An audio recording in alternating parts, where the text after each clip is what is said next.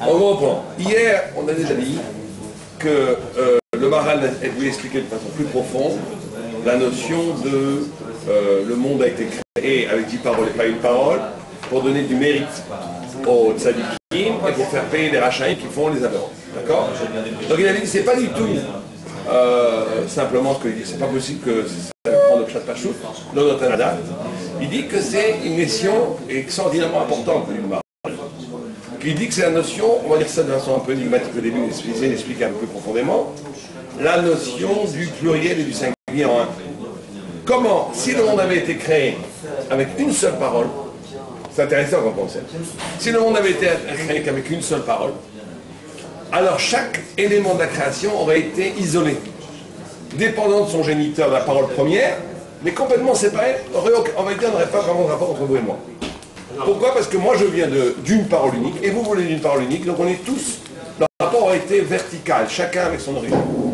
Le fait que les gens, que tout parle à tout, que j'ai un lien avec les choses, que les choses me constituent et que je constitue les choses, c'est parce que Dieu a créé un monde avec 10 paroles, et donc au cœur même de l'origine, il y a déjà diversité, pluralité, unie, et c'est ça pour ça c'est lettre Yud, il dit que la lettre Yud, elle est la lettre qui est en même temps le multiple, mais en même temps l'unique, puisque même en mathématiques, quand vous arrivez à 10, vous arrivez à un dépassement du 1, 2, 3, c'est des cas isolés. Dès que vous arrivez à 10, vous avez une sorte d'unité du pluriel. Une sorte d'unité du pluriel. D'accord? Et que cette unité du pluriel, elle doit être dans l'origine. Pourquoi elle doit être dans l'origine? Pour qu'il y ait la possibilité que chaque personne ait un lien avec l'autre. Donc la possibilité que vous avez un lien avec votre ami, avec votre femme, avec vos enfants, avec vos parents, avec n'importe quoi au monde, la possibilité que les choses parlent pour vous et que vous avez la possibilité de modifier le monde et que le monde révèle des choses en vous, c'est que parce qu'à l'origine il y a 10. C'est parce qu'à l'origine il y a 10 et donc il y a déjà à l'origine même un lien. Parce que vous comprenez, pourquoi est-ce qu'il faut le fait qu'il y a 10 à l'origine une possibilité de lien? Qui c'est qui peut dire l'idée là? Pourquoi? Quel rapport? Je sens une lueur d'intelligence briller dans vos yeux, dites-moi la réponse. Comment? Pourquoi est-ce que si ça avait été un tour aurait été isolé? Et parce que c'est 10, il y a une possibilité de lien. Quel rapport? Parce que si à l'origine il y a un pluriel, c'est pour comprendre que. Parce que s'il n'y avait que 1. Ouais. Moi je sais pas que pourquoi ça a été à 10. Pourquoi pas 11, pas 12? Mais on aurait pu faire Parce que 10 c'est le pluriel 1. Quand vous avez 1 à l'aide touchant gagnant, quand vous arrivez à Yud, même en mathématiques, 1, 2, 3, 4, c'est des choses isolées. Dès que vous avez à 10, on retourne à 1. Mais c'est pas 1, c'est 1 qui inclut les 9 autres. Une dizaine. Même en mathématiques, c'est comme ça. Mais ça veut dire. Voilà, vous n'étiez pas format. Quand vous avez 1, 2, 3, 4, 5. Une fois que j'ai passé le 10, je fais 11 ou 13. À 11 ou 13, vous rentrez en particulier. 10 plus 5. Le 20, c'est une Mais 10 c'est 9 plus 5. Pas que 9. C'est 1-0? Non, c'est 1-0. Parce qu'on revient à 1 avec 0. C'est l'unité de 10. C'est pour ça qu'il y a fait un minyan. Pourquoi c'est pas un minyan? Pourquoi pas pris un 9? Parce que le minyan, ça fait un tzibour. Ça fait un groupe. C'est pas un. C'est pas vous, plus moi, plus lui, plus Rouven, plus Shimon. C'est tzibour. C'est 10 tzibour. Avec des anachot complètement différents. Ce qui fait qu'on soit un groupe, c'est qu'on est deux. C'est qu'il y a deux. Non. C'est qu'il y a un 1 et un 0. Non. Pourquoi pas un 1 et un 4? Ah non, mais le 14 comporte un tzibour. Mais si tu regardes l'alphabet, Red, Yud, et après tu passes à Kaf, tu passes pas à Yud Aleph. Yud c'est 10, et après tu passes à Kaf, c'est 9, il est seul. Mais 15, c'est 15. Mais 15 c'est 10 plus 5. Ou bien c'est un autre tzibour, c'est un croissant du tzibour. Mais ça aurait été 10. Alpi à la une différence de la mienne de 10 ou de 15? Non. C'est la même chose grossissante. Mais c'est toujours, on est dans le multiple 1, on est dans le multiple unifié. On est dans le multiple unifié. Oui. Alors, oui, allez-y. Parce que la possibilité du pluriel, ça me donne la possibilité d'avoir un point commun avec toi. Si j'avais qu'une seule parole, j'aurais pas de point commun avec toi. Je viendrais de là. Parce que c'est pas unique, j'aurais une parole différente, mais pas commune avec toi. Pourquoi? La seule façon de pouvoir avoir une équation avec toi, c'est d'avoir un point commun. Mais pourquoi est-ce qu'il faut le 10 mais à moi de la pluralité dans la possibilité. La pluralité dans la possibilité d'avoir un point commun. Si j'ai pas de point commun, je peux pas parler avec toi. Très bien. Vous dites que vous êtes proche de la réponse, c'est plus loin. En vérité, c'est très simple.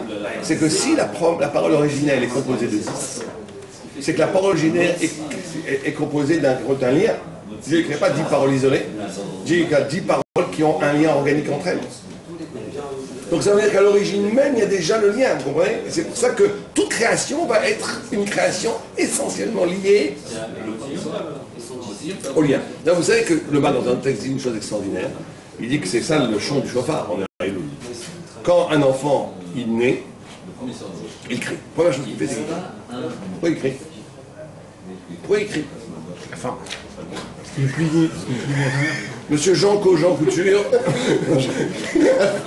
c'est vrai, il peut avoir faim, mais je ne pas sûr qu'il ait faim. Juste 2 secondes avant, quand il est sorti du ventre, avant vous couper le bras, il ne pleurait pas. Pourquoi il a faim une seconde automatiquement? Pour les calculs. Bon, d'accord, mais quel est le sens métaphysique là? j'ai coupé le lien. Non, parce que l'homme, quand il est dans le ventre de la mer, comme ça dit l'Agmara, comme ça Job il dit, c'est les plus beaux, il est en harmonie totale. Quand il naît, Il décidait de le mettre dans l'eau. en vérité il est seul. Il faut qu'il sache où ils sont coulés. Messieurs, il est seul, il est seul. Il est dans les ténèbres, il ne voit rien, et il a besoin d'un lien. Donc il crie.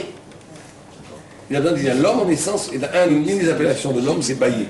Bailler, comme ça, comme on dit, pour Rav, bailler c'est Adam, Mavé c'est Adam, c'est ma chaîne. Pourquoi? Parce que Adam, pourquoi c'est bailler? Parce qu'il a besoin. L'homme en essence a besoin d'un lien. L'homme est un manque qui a besoin de... L'homme étant essentiellement un manque qu'il a besoin de combler. Donc comme l'homme... Et pourquoi est-ce que l'homme est un manque qu'il a besoin de combler? Parce que l'homme essentiellement est un dépassement. Comment on dit l'homme en hébreu? Adam. Adam c'est un anagramme. La composition de quel autre mot? Non. De quoi? Méod. Méod, c'est les mêmes lettres que Méod. L'homme, c'est celui qui est capable du Méod, du plus. Il n'est pas défini, il n'est pas suffisant lui-même. Il a besoin de se dépasser, il a besoin de s'allier, il a besoin de trouver autre chose. Il est défini par ailleurs. C'est pour ça qu'il est le lieu même du sens de la création, qui est du lien. L'homme, c'est le lien. D'accord? L'homme, c'est le lien. Plus quelqu'un est grand, plus il est libre. Il faut bien comprendre ça. Que plus quelqu'un est petit, plus il est intéressé par son nombril. La grandeur se mesure à l'envergure de l'intéressement que j'ai pour quelque chose qui ne me ressemble pas à première vue. Qu'est-ce que c'est un paysan, on dit à la marée? Il s'intéresse aux petites choses à lui, c'est carré, c'est petit. La vache, au temps, et c'est tout. Tu lui parles de musique, il croit que c'est du bruit. Tu lui parles de... Ça n'intéresse pas tout ce qui n'est pas lui. Ça, c'est la petitesse. Plus quelqu'un est grand, plus il est curieux, plus il est intéressé par quelque chose qui n'est pas lui, parce qu'il sait que ce qui n'est pas lui va devenir lui. Il va révéler quelque chose en lui qui était fermé, qui s'ouvre avec le contact de l'autre. Bon, en tous les cas, ça c'est clair. Donc il fallait 10 paroles à l'origine, pour qu'à l'origine même, il y ait le lien entre les choses, et quand on dit lien, c'est pas juste un lien comme ça, une ficelle entre les choses, c'est que chaque chose est définie, a besoin de l'autre pour retrouver son propre sens, et l'homme est le lieu, le cœur névralgique de tout ce grand dispositif du lien. D'accord? Bon, alors on continue, on reprend ici. C'est pour ça qu'il écrit alors, Code hiver que Esh Neum Hashem, que Patish Yefotzet Salah. Ma Patish Mitralek le Kama Nitzotzot. On parle même de la Torah elle-même. On dit que la Torah est comme un marteau qui explose le rocher. Et on dit Ma Patish Mitralek le Kama Nitzotzot. De la même façon que le patish. Ce qui est intéressant ici, ça n'a jamais trop compris, c'est que la Torah elle dit que c'est le patish qui se mitralek. En vérité, c'est la pierre qui mitralek.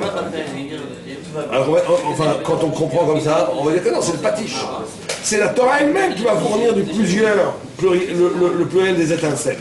Moi, j'ai toujours cru que quand on frappait sur une incluse, qu'est-ce qui faisait les étincelles? C'était le matériel sur lequel tu frappais. Mais Agmara ne dit pas ça. Elle dit que c'est le patish lui-même qui mitralek de Kama Nitzotzot.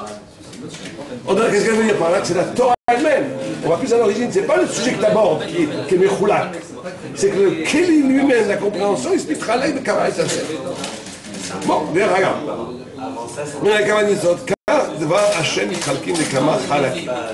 Et là on voit qu'ils vont introduire la notion de diversité, de pluralité, pas du présent, pour qu'on dit aujourd'hui chacun pense qu'il chacun a plusieurs visions. Non, c'est la notion, encore une fois, de plusieurs facettes de la vérité. La Torah elle-même, elle a plusieurs facettes de la vérité en soi, intrinsèquement, qui ne dépend pas de celui qui l'écoute. C'est ça qu'il faut bien comprendre. Comme le Rajba, il dit, cette fameuse phrase, Elu Elu d'Ibrahim Chaim, ceci et ceci sont les paroles du Dieu vivant qui paraît aberrant. L'un dit Kacher, l'autre dit Passoud, l'autre dit le taref, le ditaor, etc. C'est Mouzar. Tamé Taor, Kacher, Assour, etc. Assour Mouta, Kacher, Assour. Comment c'est possible une chose pareille? Ben, le Rashba, il dit parce qu'il y a 70 facettes à la vérité, et que chaque facette correspond à une dor, à une génération, ou à une neshama. À une neshama. Et donc il y a plusieurs mamash, plusieurs facettes à la vérité. Et donc il dit, le Dvar Hashem itchalek lekama chalek. ובגלל זה היה נברא עולם. אם לא כך, היה כל העולם שבו דברים מחולקים נברא מאמר אחד. ואם כן, היה העולם מחולק כל דבר לעצמו. Comment l'expliquer? Si le monde n'avait pas été créé à partir de 10 paroles, le Olam aurait été, chaque chose aurait été isolée en soi-même. ואתה שנברא ביוד, מאמרות, et maintenant le monde a été créé avec 10 paroles, השם בספר 10 מורה, מספר 10 מורה שהעולם הוא אחד מסודר ובקדושה אחת. Donc il dit, si le monde avait été créé avec une parole, on aurait cru que l'origine est une. On n'aurait pas compris qu'il y a un céder dans le monde. Qu'il y a un céder. Dans le monde, il y a un ordre. Oui. Si le bâtisse et la Torah, le CA, c'est quoi? Le CA, c'est où nous? Le CA. Bon, la Torah, elle se mettra avec l'Enchama Nitzotzot que quand elle est en contact avec le monde. Au niveau du Riyad Kanch, il n'y a pas encore les Nitzotzot. Les Nitzotzot, ça va être les hommes qui vont la. C'est l'étude, c'est l'étude. C'est les idées, les Nitzotzot. Mais c'est les idées, c'est la confrontation de la subjectivité avec l'objectivité de la Torah. L'homme confronté à la vérité va créer des Nitzotzot. Chacun a en soi le secret d'une écoute de la Torah. Chacun a une neshama qui lui est propre. Chacun a une façon de comprendre les choses qui lui est propre, qui fait que cette façon de comprendre qui lui est propre, le contact, c'est ça la Torah. Il faut bien comprendre ça. Il n'y a pas d'étude de la Torah tant qu'il n'y a pas ce phénomène pratiquement physique qui est la rencontre du neshama avec la révélation. C'est ça la Torah. Et malheureusement, il y a énormément de gens, ils font les deux, ils font un des deux versants. Ou bien ils répètent des malachim, des mamarim, ils entendent des choses, ils répètent. Comme ils n'ont jamais, ils se sont jamais donné assez confiance pour dire les choses à partir de leur chayim pnimi, à partir de leur neshama. C'est des échos. Tu as vu, tu mets ça dans une cassette, laquelle répond le chien aussi. Donc ça veut dire quoi? Ça veut dire qu'ici, il n'y a pas encore de. C'est un relais de Torah, mais ce n'est pas la vraie Torah. D'un autre côté, Dieu préserve, il y a pire encore, c'est les gens qui disent que leurs idées. Ils n'avancent que leur personnalité sans jamais à dire quoi que ce soit qui est de la révélation. Ça, c'est pire que la première solution. C'est n'importe quoi. N'arrive véritablement une parole de Torah que quand je suis capable d'écouter avec ma singularité, avec ma personnalité, une parole transcendante divine, et que je la reproduis avec ma personnalité. Là, c'est la Torah. Là, on est en fusion avec Dieu. Là, on est éternel. Là, on est un maître Torah. Mais pour ça, il faut bien entendu. Enfin, au début, il faut 10-20 ans d'initiation, il faut apprendre à leurner, il faut entrer à yeshiva, il faut apprendre à étudier, il faut avoir les kelim chitzonim, sinon on dit n'importe quoi. Il faut savoir étudier. Mais une fois qu'on sait étudier, qu'on a appris d'un maître comment étudier, comment interpréter les textes, c'est très important après pas de dépasser le maître, mais qu'à partir des kelim du maître, chacun va dire avec sa personnalité, sa neshama, son date Torah à lui, il va dire ça. Une vision qui n'appartient qu'à lui, il n'y a que lui qui peut voir les choses comme ça, parce qu'il le voit avec le miroir qui a une couleur personnelle. Et c'est ça, c'est ça que Dieu il veut de nous. Il n'y a que la transcendance, c'est au-delà du monde, de Dieu. On voit dans la Torah, quand on voit la. On étudie comment Tarot couper le lien qu'il y a avec les. D'abord, par l'immense chokma qu'il y a dans. Quand vous dites à un goy qu'il y a des millions de personnes qui étudient pendant des milliers d'heures avec des milliers de sfarot, des milliards de sfarot, pour savoir comment on enlève du sang à une viande, là vous ne prenez pas. Ça c'est transcendant. Les mathématiques, on trouve des. Les mathématiques c'est bien, mais c'est abstrait, mais ce n'est pas comme ça ne s'applique pas sur un aliment comme un morceau de viande.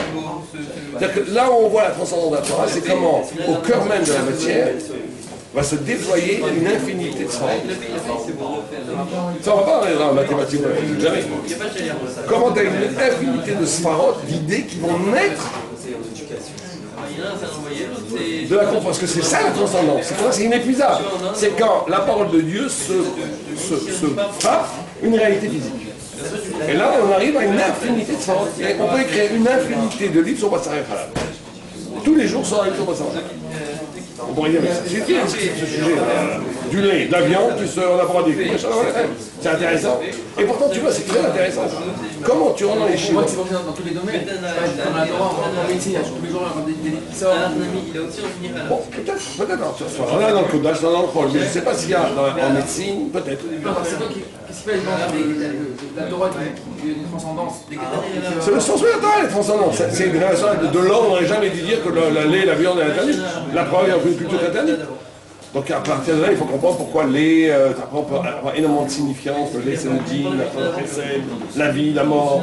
Énormément de révélations qui ne sont venues que de Dieu, qu'il nous faut comprendre l'interdit d'un mélange qui possède en lui toute une immense, un sens infiniment grand. Après, chacun doit essayer de comprendre ça. Nous, quand on étudie avant, on étudie la technicité de ça.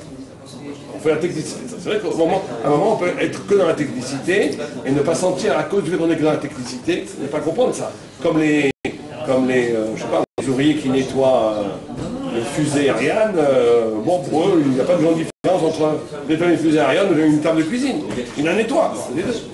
Donc ils sont dans les corps, dans l'extériorité. Et quelqu'un qui rentre un peu plus, il va avoir une complexité infiniment plus grande dans la fusée Ariane que dans la fusée. Pour avoir ces transcendances-là, il ne faut pas rester que dans la technicité. Non, il ne faut pas rester dans la technicité. Surtout pas. C'est interdit. Pour le Gaon de Vilna, le pshat doit déboucher sur le remède, sur le drach sur le sol. Mais il faut être un master du pshat. Sinon on tombe de n'importe quoi très vite. Il faut dominer le pshat. Bien. Alors on continue. Donc il revient sur cette idée que si l'on avait été créé avec une parole, chaque chose aurait été complètement isolée, sans lien. On a vu ça. וمזה שהעולם נברא ביוד במאמרות. מזה יש לך ללמוד כי הצדיקים ששומרים הסדר, שסידר השם יתברך את העולם, בזה מקיימים כל העולם. ויותר זה הישרים כאשר הם יוצאים מן התורה ועוברים את הסדר שסידר השם יתברך, בזה מרחיבים את כל העולם. Donc là, il fait aussi une drôle de corrélation. Il dit que parce que le monde a été créé avec 10 paroles, c'est pour ça que le tzaddik qui fait les mitzvot et la Torah, il mécaïme le monde. Et pour ça que le rachat, il détruit le monde quand il fait les avérotes. Et pourquoi, s'il avait été créé avec une parole, pourquoi ça n'aurait pas été pareil? Là, on fait pas, le mariage c'est très subtil, faire très attention. On peut passer à côté de l'essentiel sans faire attention. Regardez ce qu'il dit, l'efficace. Où est le lien? Où est le lien? Ou miser, c'est d'accord, miser. Il n'y a pas de lien, si ton parole, il n'y a pas de lien entre nous. Moi, je fais ce que je veux, je fais ce que je veux, t'assumes ou t'assumes pas ta vie. Ouais. Et il n'y a pas de lien entre nous. On dit que si on est Ouais, mais on va aller plus loin. Ça, par le fait même que le monde, en essence, est lié avec un lien, c'est-à-dire que par le fait même, le monde maintenant, si le monde a été créé avec une parole, ça aurait été une transcendance absolue, chacun a été isolé en lui-même, donc il n'y aurait pas eu d'affect. Tu aurais été rachat pour toi. Quand un peu les gars y pensent. Les gars y pensent, il y a le méchant, il y a le bon. Mais le méchant, il n'a rien, il n'a pas changé le monde, et le bon, il n'a pas changé le monde. Comme ça, les gars y pensent. On est un philosophe goy, il veut dire qu'il faut être bon pour, il faut être bon pour soi. Tu changes le monde? Non, le monde, il ne bouge pas. Donc en réalité, les gars, ils vivent sans se dire. Donc ça aurait été comme ça, nous aussi. Le rachat aurait été rachat, il aurait été du même bien, mais que pour lui. Mais maintenant que le monde est créé essentiellement en lien, il faut presque visionner le monde comme on faisait les schémas scientifiques avec les molécules. Vous avez vu des molécules, vous avez une molécule qui est liée avec un tuyau, deuxième molécule, troisième molécule. C'est ça. Le monde, c'est comme ça, 10 molécules avec les 10 sphirotes et tout est lié. Avec les liens entre les sphirotes, tout est lié. Le monde est essentiellement, il est bâti de liens. Pourquoi on dit Dafka Israël arrive Zélazé et pas... Je vais apprendre la question, mais avant ça.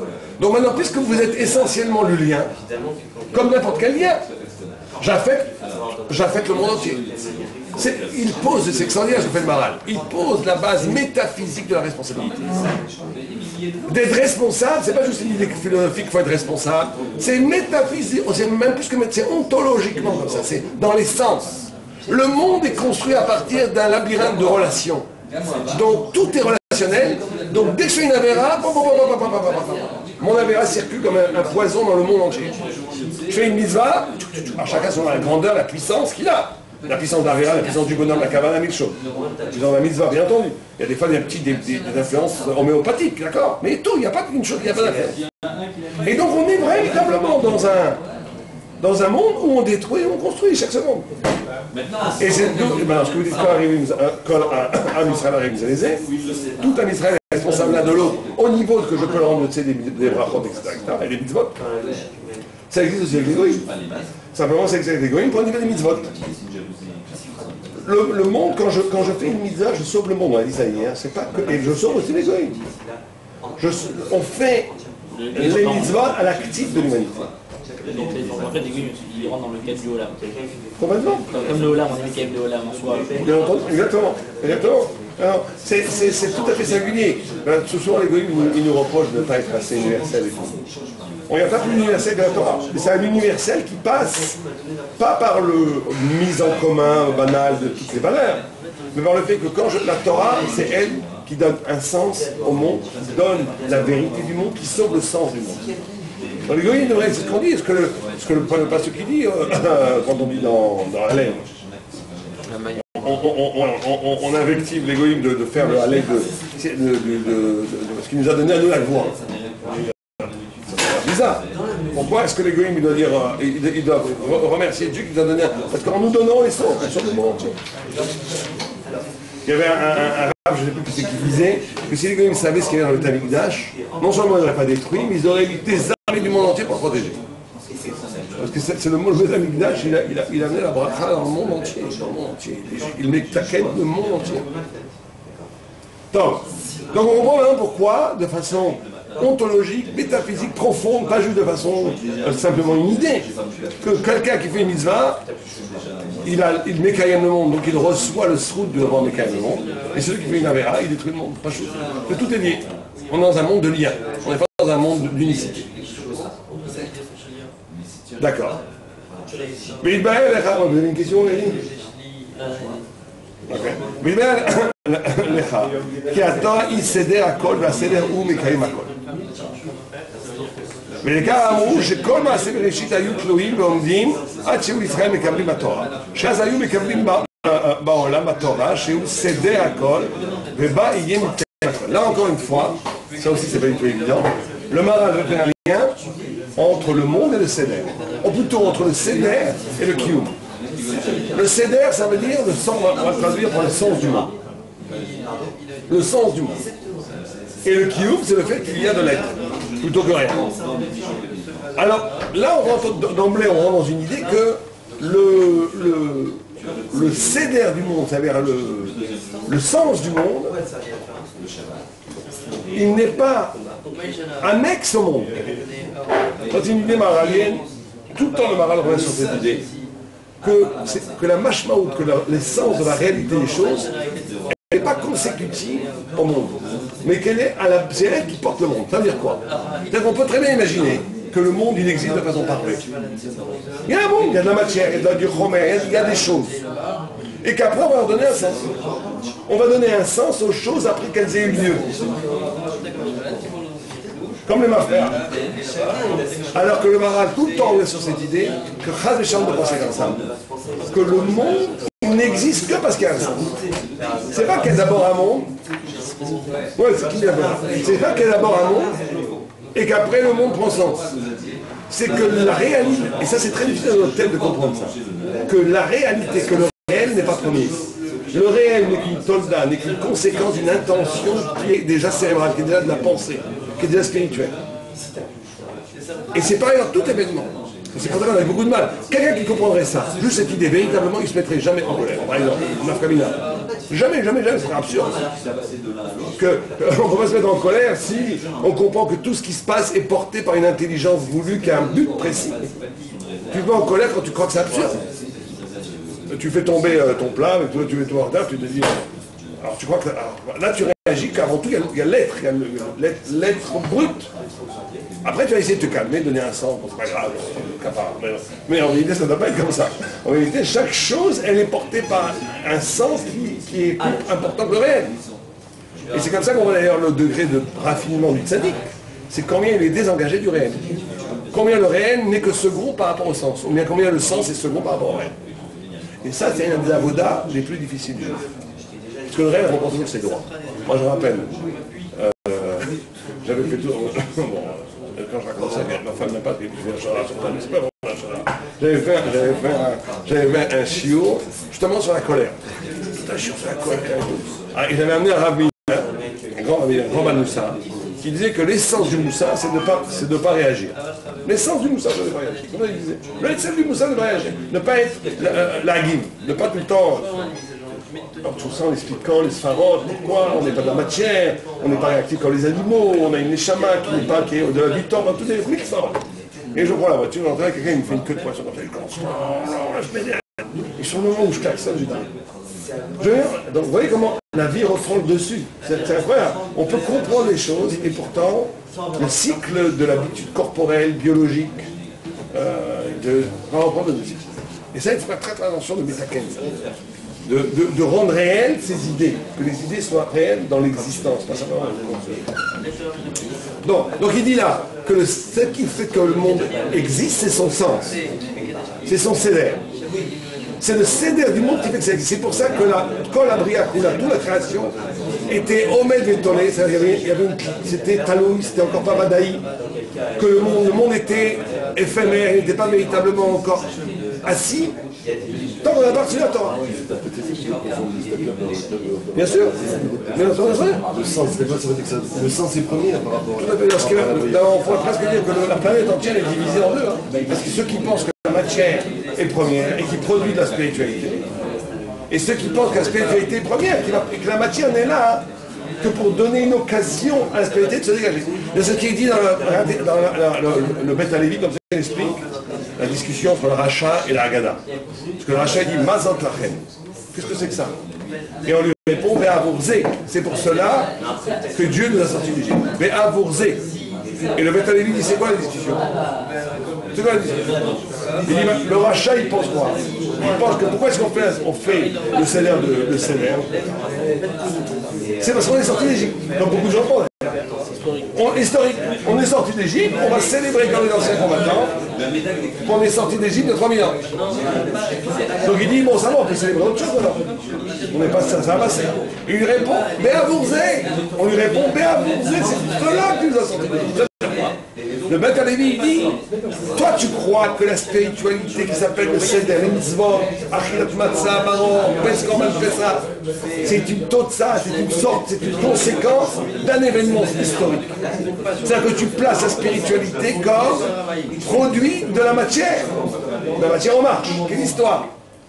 Alors que c'est exactement le contraire. Dieu il veut qu'on mange la matzah depuis la création du monde. Dieu il veut qu'on mange du marron depuis la création du monde. Dieu il veut qu'on fasse le corban de Pessah depuis la création du monde. La spiritualité est avant même le monde. Simplement comme Dieu ne veut pas donner des préceptes, il ne veut pas nous prescrire des mitzvot abstraites. Il crée une réalité historique qui va donner un sens aux mitzvot historiques. Mais c'est un Béavourze. Béavourze, ça veut dire quoi en hébreu? C'est pour ça qu'il nous a sortis d'Égypte. Il nous a sortis d'Égypte pour donner une concrétude, une mashmaou, une réalité à une dimension spirituelle. Mais c'est pas le contraire.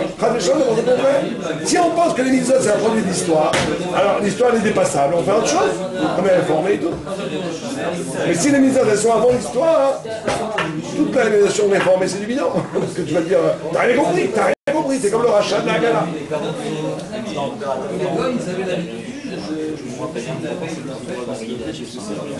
Dans l'histoire, c'est parce que la Torah relate d'abord l'histoire de Jacob, et après elle la forme de la... Alors c'est à tout le monde, ce qu'on va dire, c'est qu'on prend du évident, le Issur avant déjà.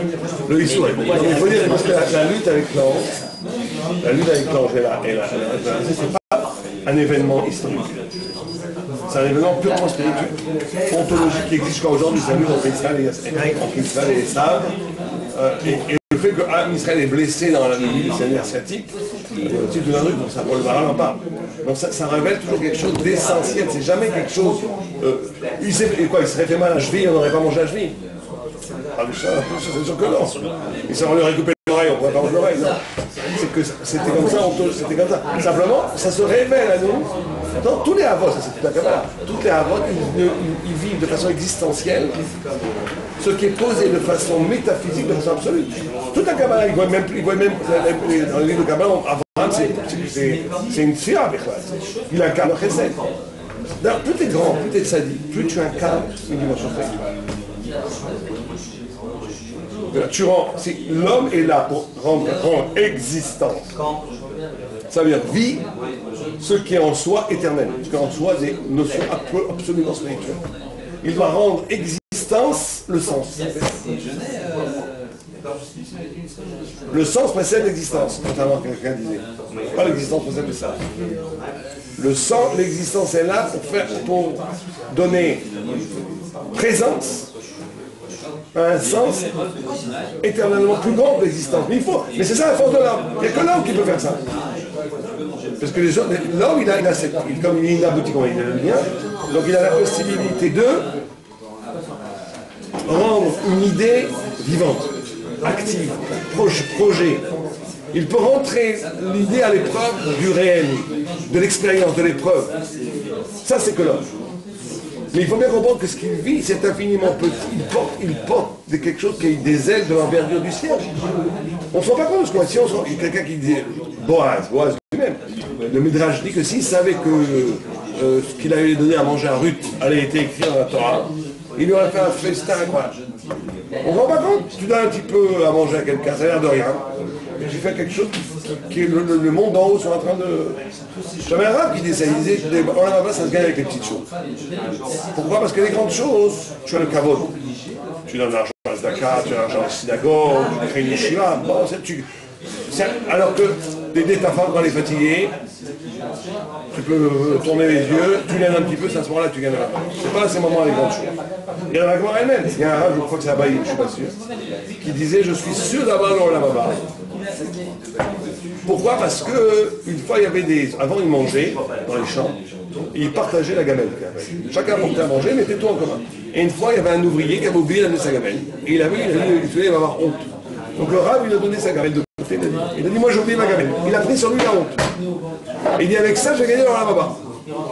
Et tout le monde pose la question. Il dit mais lui il avait 30 000 talmidim, il a tué toute la Torah Kula. Il a enseigné des milliers de talmidim. Il est écrit dans la Gemara. Il y a mieux que ça, il est écrit dans la Gemara. Comment est-ce qu'il va dire je vais gagner moi pour ce petit maassé qui bon c'est bien mais à la limite on pourrait le faire ça. Éviter qu'un caillon de donner c'est pas un immense maassé, c'est bien mais c'est pas extraordinaire. Et ça c'est sûr que j'ai dans la Gemara. Mais par contre être abaillé dans la Gemara, personne ne peut le faire. Alors comment c'est pourquoi? Il dit parce que ça, il sait qu'il n'y avait pas de socialité. Ça, c'était purement un pur sentiment de générosité. Il ne voulait pas que l'autre ait honte, c'est tout. Il n'y avait pas de cavote, pas de... Non, il voulait gagner lui la mitzvah. Non, pas du tout. Il voulait que l'autre n'ait pas honte, c'est tout. Il a vu l'autre, il ne voulait pas que... Vous avez dit qu'il a fait pour... Ah non? Non. Il a fait pour éviter à l'autre la honte, c'est tout. Netto. Il n'y avait pas... Avec des paysans et tout, il y a du cavote, il n'y avait pas de cavote. Donc là, c'est netto. Quand ce qui est netto, c'est sûr que j'en ai là-bas. Le reste, on ne sait pas. On écrit des livres de Torah, on sait. Qui c'est qui dit que tu veux ça pour le cavote? Et si c'est pour le cavote, ça vaut rien. Ça vaut FS. T'arrives en haut, il n'y a plus rien. C'est on l'a basé. Olam Haba, ça doit être l'ishma. Ça doit être l'ishma. Il y a pas de... Il reste du srout, mais c'est pas le vrai. Le vrai, ça doit être Taor. Alors il y a des choses petites comme ça. Ça a l'air de rien, c'est ça qui t'avait là.